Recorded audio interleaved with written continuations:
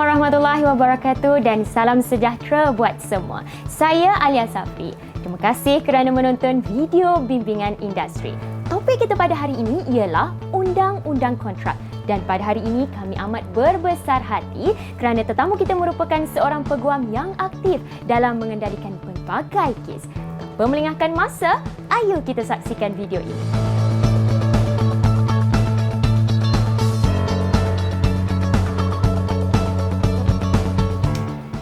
Yang kita sudah sedia maklum, topik kita pada hari ini iaitu undang-undang kontrak di Malaysia. Semestinya ada tetamu yang kita bawakan kepada anda, tetamu yang saya kira cukup berkaliber dan aktif dalam mengendalikan kes-kes mahkamah di Malaysia. Tanpa membuang masa, saya perkenalkan kepada anda tetamu kita pada hari ini, Puan Marhayati binti Abdul Rashid dari Messrs Hayati Rashid and Partners, Advocates and Solicitor. Assalamualaikum Puan. Waalaikumsalam. Sebelum dulu saya nak ucapkan selamat datang. Ya, terima kasih Puan. Apa khabar Puan? Baik. Alhamdulillah, itu yang kita nak dengar. Terima kasih Puan kerana sudi bersama-sama dengan kami dalam video bimbingan industri untuk kali ini.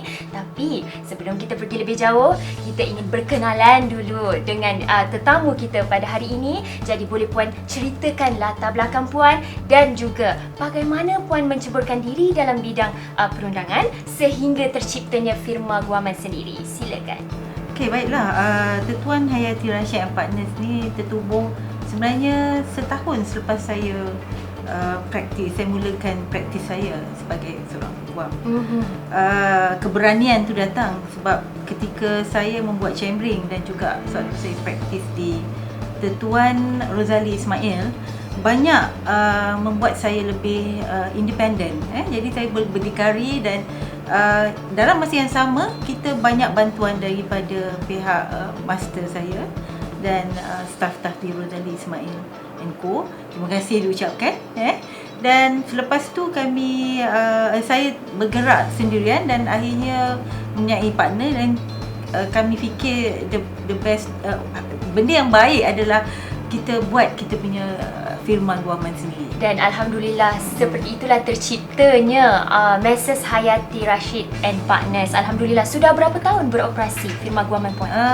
Dah lebih kurang 16 tahun daripada 2003 dan sekarang dah 2019. Alhamdulillah, sudah lama dan banyak juga kejayaan-kejayaan yang dicipta dan kita doakan semoga kejayaan berterusan insya-Allah. Puan, sepanjang mengendalikan kes-kes di mahkamah pastinya ada kenangan pahit manis yang Puan lalui, tetapi yang pahit kita tolak tepi, kita jadikan sepadan. Yang kita nak dengar hari ini, Puan boleh kongsikan kenangan manis kepada kita sepanjang mengendalikan kes-kes di mahkamah.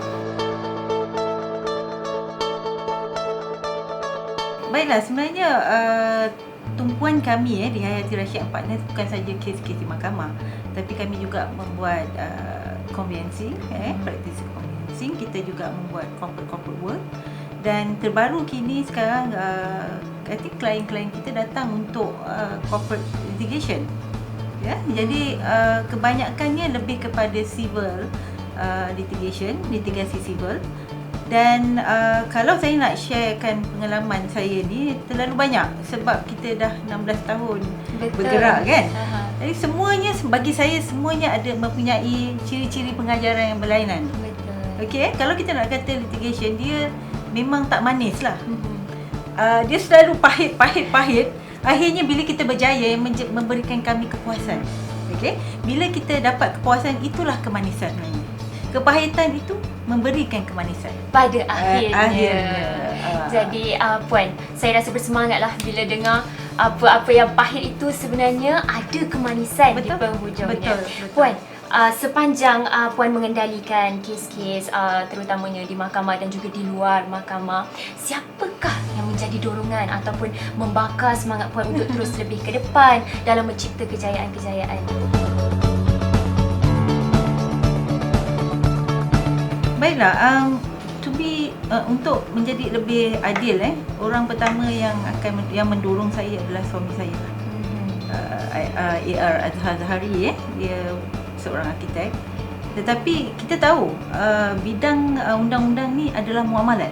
Kita menghadapi perkara-perkara undang-undang ni setiap hari, setiap masa. Jadi keperluan ini menyebabkan dia merasakan perlu untuk saya meneruskan karier saya, membantu, menyokong. Dan anak-anak juga, saya ada 3 orang anak, Muhammad Ilham, Muhammad Damirul dan Natasha Suraya. Dalam kesibukan tu, mereka ni sangat memahami. Kadang-kadang mak dia jadi pendiam, mak dia tiba-tiba begitu konsentrasi pada kerja-kerja kan. Bawa balik file atau terpaksa berfikir sepanjang malam nak membaca dan membaca untuk mendapatkan intipati yang terbaik untuk setiap kes. Walaupun kadang-kadang kita rasa bahagian litigasi ni memerlukan banyak pemikiran, tetapi perkara-perkara lain seperti membuat drafting dalam corporate, perkara-perkara itu sangat penting. Betul, dan bukan mudah sebenarnya untuk menceburkan diri dalam bidang perundangan. Tetapi Alhamdulillah Puan didorong oleh orang-orang penting seperti suami dan juga anak-anak yang tidak pernah lekang dari memberi sokongan, dan sehingga hari inilah Puan masih berdiri kukuh dengan firma guaman yang Mrs. Hayati Rashid and Partners. Alhamdulillah. Satu lagi saya tak nak lupa adalah sokongan staf. Staf saya ni walaupun mereka ni orang yang muda-muda, kebanyakan orang suka ambil staf yang dah berumur sebab pengalaman. Tapi kerana kami di Tuan Hayati, Mrs. Hayati Rashid and Partners ni, kami sendiri yang mengendalikan kes-kes ni. Kebanyakan staf-staf kami adalah staf-staf yang membantu. Oleh kerana mereka muda, kami sentiasa memberikan galakan. Bukan galakan aja, kita ada kelas-kelas. Jadi kita akan buat satu SOP untuk, contohnya kes conveyancing atau kes litigasi, kita akan bagi SOP. Jadi macam contohnya conveyancing tu bukan SMP saja. Kita ada MOT dan kadang-kadang kita ada macam klien-klien besar seperti SPNB, syarikat perumahan negara. Kes dia berlainan sebab kes-kes dia lebih kepada membantu masyarakat. Jadi dia punya sistem tu adalah cara yang lain, yang memang kita kena belajar dan kita kena ajar kerja-kerja kita. Tidak lupa juga staff. Staff saya, partner saya Puan Normala sangat membantu juga, dan bersabar. Sangat membantu. Alhamdulillah. Alhamdulillah. Jadi boleh Puan terangkan secara ringkas apakah itu undang-undang kontrak?